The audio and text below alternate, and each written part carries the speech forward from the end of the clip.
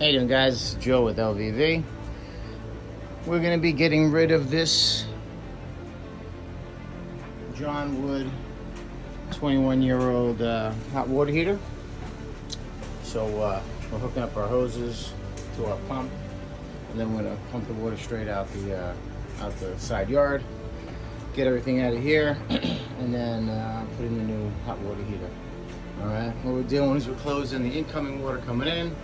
We're going to open up a couple valves. The way you have to get the water out is you have to open up some of the valves above to allow air to come in. All right, we also can even just open this up to allow some air to come through, and then that will allow open up the vacuum and allow the water to come on out. All right, so you open up this little valve right here. It allows the water to start coming through. And then we're going to open up some of the valves above to allow all the water to come on down and out.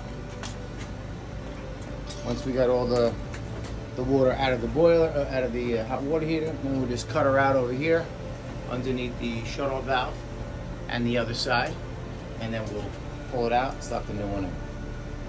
So like I said, that's to open up the valve to allow the water to come through here and into the bucket. Then we'll use a pump over here to eject it right out of the house. So I let it drain a little bit so that the water level will go below your pressure relief valve over here. Sometimes, see this, of course, things always have to go wrong.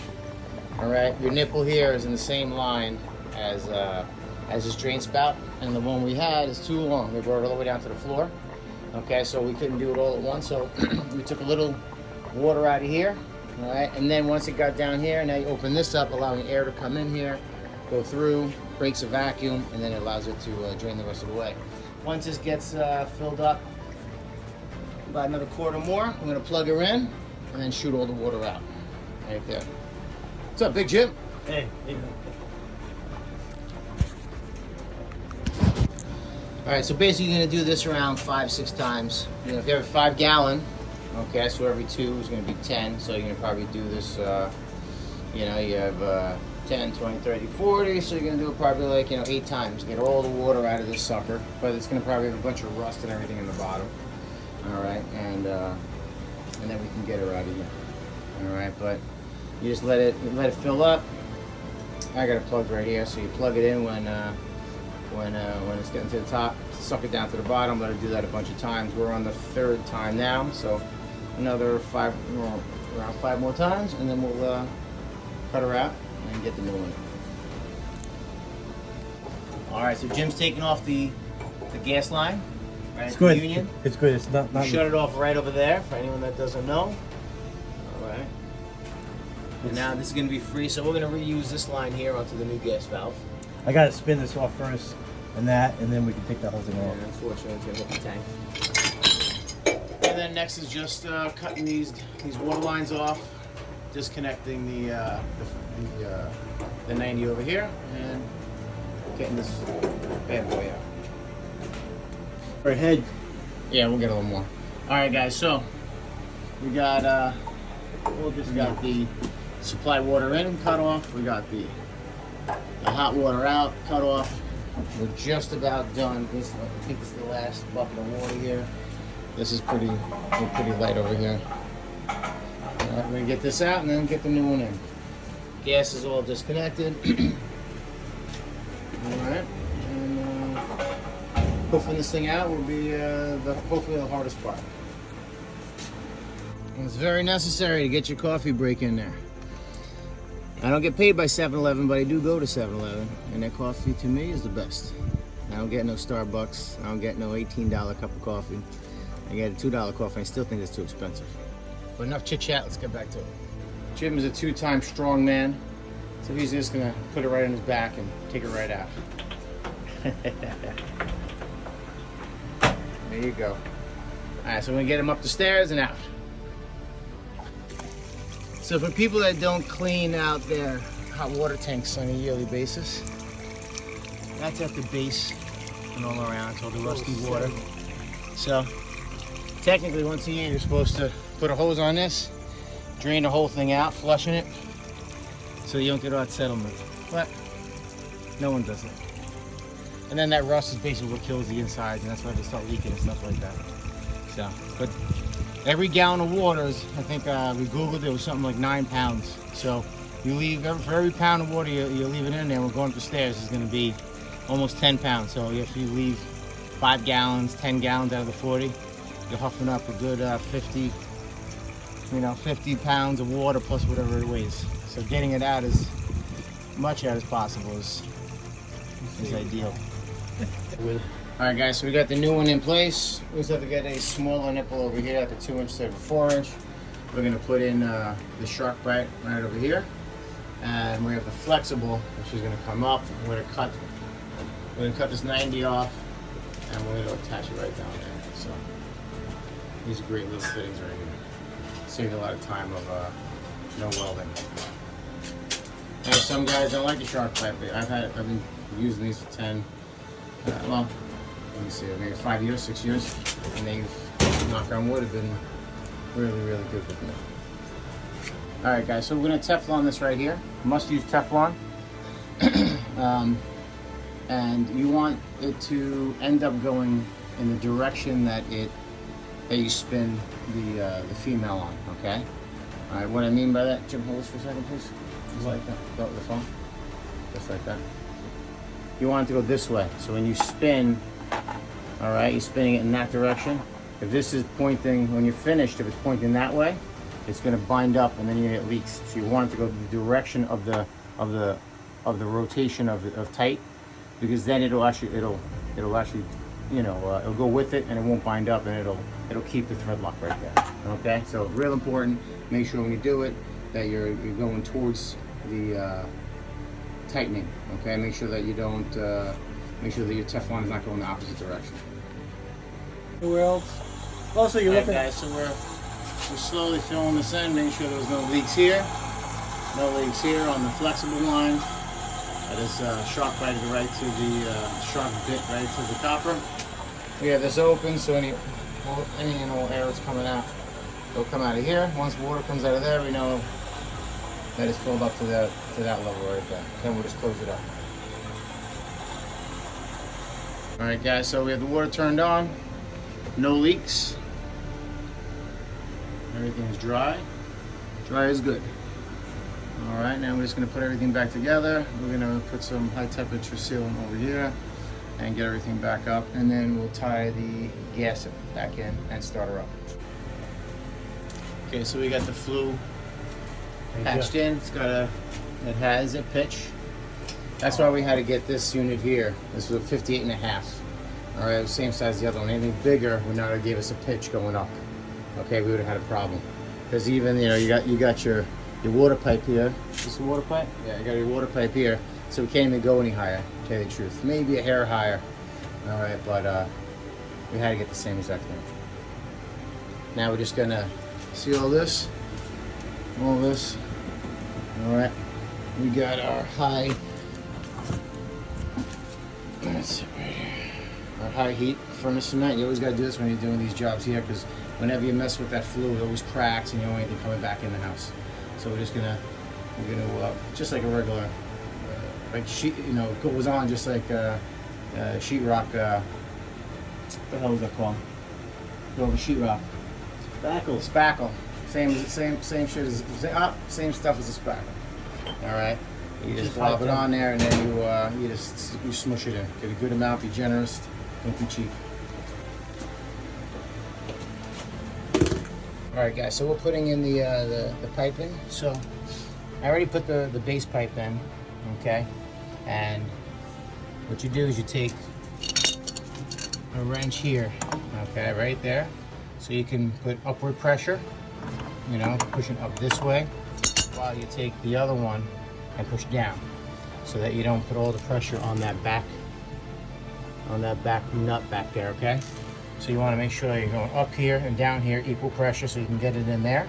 Of course, piped up. You see all the piped up that's built up in the back. And then same thing here. I'm holding this one in this direction because I'm turning this pipe in the opposite direction. Okay, and then we're just going to pop this up, get that on there. And then the gas is going to be all piped in. Then we can open it up, fire this bad boy up.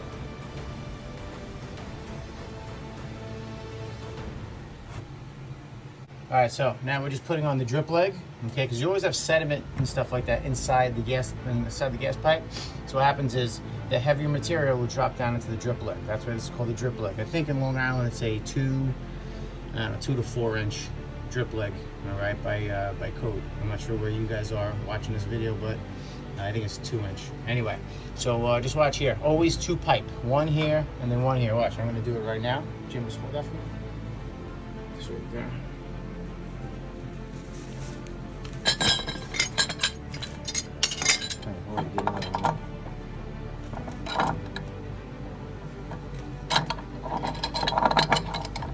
So 1 going in one direction, and we're turning that way. And then this one in the opposite direction.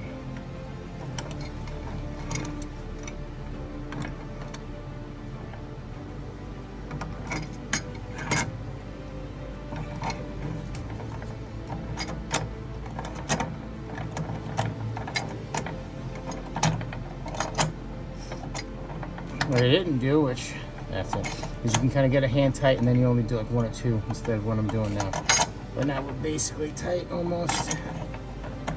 Doesn't have to be, we don't have to try to kill it. It's only 5 psi. So you don't have to, as long as you piped up it well, you'll be okay. Just 1 more.